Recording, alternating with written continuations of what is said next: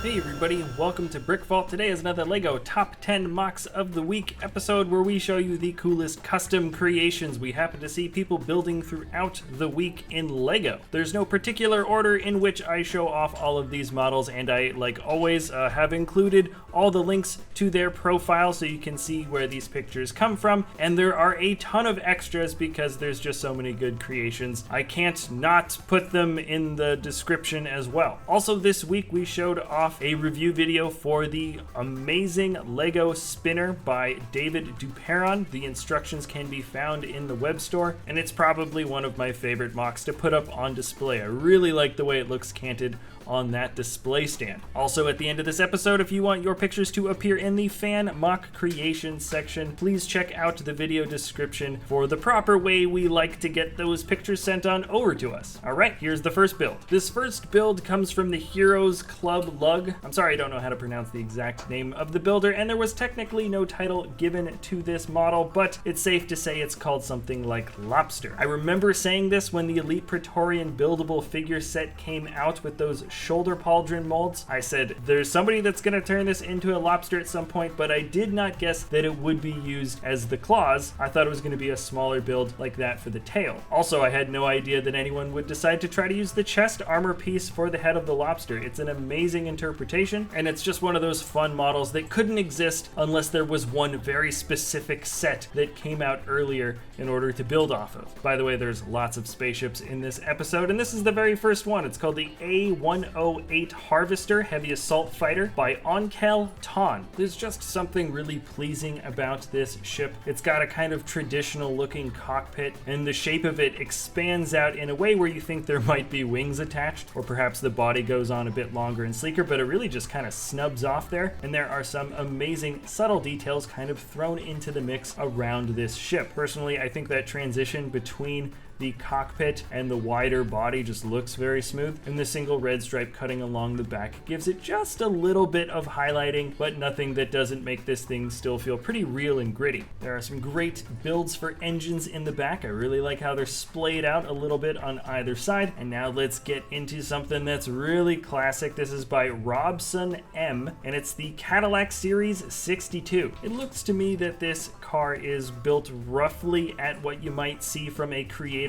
expert larger build, and for some reason I've seen so many sloped and smooth vehicles similar to the one that we're looking at now by other builders, but for some reason this just kind of turned out better. It looks like so far this is just a digital render, but I have a feeling the pieces exist in all the proper colors in order to make this into a physical build, and I certainly hope that Robson M decides to make this one a reality someday, because this is one of the better looking larger scaled cars I've seen this year. Now, if you've been paying attention, counting down, this is number 7 in the lineup, and we have an amazing Star Wars build. This is the ARC 170 by Thomas Jenkins. It looks to be built in a near perfect minifig scale. The proportions are excellent, and most would agree that this is probably one of the best ships to come from the Clone Wars era of Star Wars. The design for the wings is fantastic. I really like the inclusion of that dark red wingtip that you see so often from the ships from the show, and anyone can agree creating a good looking hull behind the first cockpit is a really difficult task to try to pull off. Remember guys, links to everybody's flickers are in the description below, and if you like this stuff, it might be worthwhile to take a couple of minutes to check out their flickers and let them know what you think. Number 6 in the lineup is from a builder that has been heavily featured on just about all the fan mock channels that I can think of. This is from Lego 7. It's called Lonely Polar Bear, and what we have is a brick built animal, or a brick built bear. There's a certain kind of implicit simplicity in this build, as in it looks like it's pretty easy or pretty plain, but the angles, shapes, and proportions built at a relatively small scale seem to have knocked out a wonderful shape for a polar bear. The added bit of the iceberg and water is just kind of a fun way to display this piece, but it's probably the best brick-built bear I have seen. Excellent use of the little stud pieces, the blank stud pieces for the eyes. Now, number 5 in the lineup is another excellent build to come from the designer Moko. This is called Fenrir, and it's a mech, or it's just a really large exosuit. I don't really know where you draw the line between those two things. One thing that I absolutely love about the builds that come from Moko is the fact that all of the giant, usually robotic figures are just so incredibly animated. We have some amazing poses, there's a lot of energy, and it also shows that these builds are stable enough to really be kind of bent and moved around. My guess is they're still very heavily just display pieces. There's a lot of greebling and little pieces that look like they could fall right off if you started playing with it a lot. But needless to say, this is just an excellent brick-built robot. I like the simplicity, just the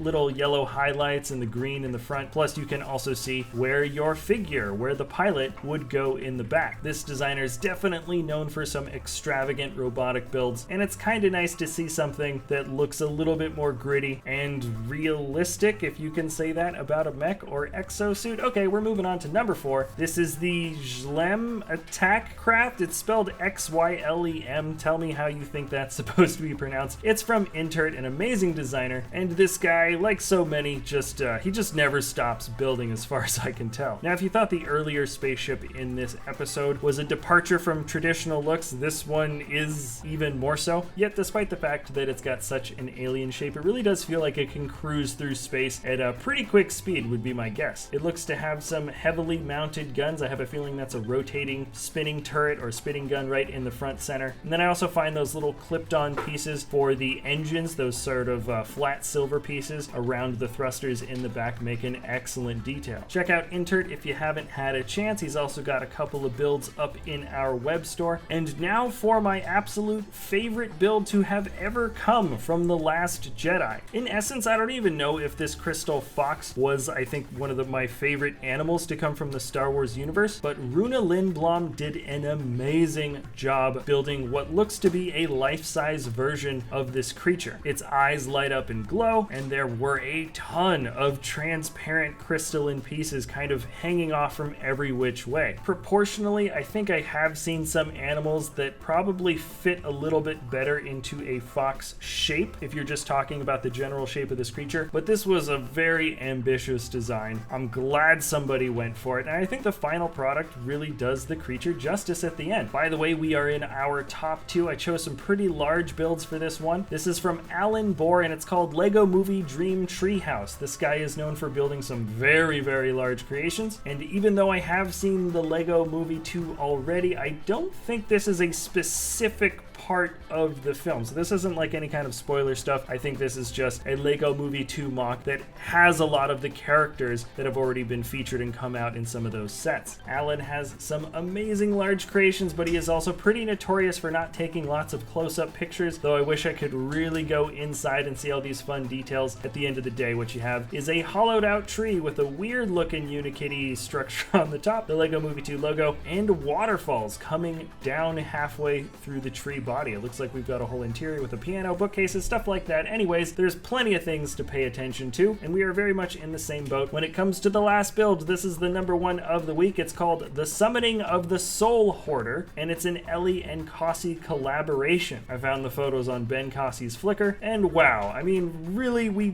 don't have just a medieval, wonderful looking township, highly detailed with all of the structures, wonderful little scenes of people and shops and dirty ground. It's also LED lit, but really, let's not forget the elephant in the room, and it's not an elephant. It's the Soul Hoarder, as far as I can tell. An excellent use for lots of the brick-built figure capes, kind of draped all around this guy. There's awesome black tentacles coming out from underneath, and it really seems to hold its own as a single creation, but brings an entire story and what looks like a catastrophe together for this larger mock. Also, by the way, there's an entire sewer system underneath the city, and there's all kinds of weird adventures and characters to be seen from every angle of the model. This is truly something you can get lost in, and I for one am glad that people have so much time and weird creativity to put amazing scenes like this together. So anyways, guys, that is it for the top 10 mocks of the week. All the things you see flashing by the screen are builds that I was considering, but ended up just kind of having as extras. Tell me if you think some of these deserved to be in the top 10 spot spot instead of others. Remember, this is pretty much opinion based, and I do like to know what you guys think about these cool things that people are putting together every single week of the year. It's absolutely amazing. All right, guys, it is time for the fan mock creation section. Remember, check out the description below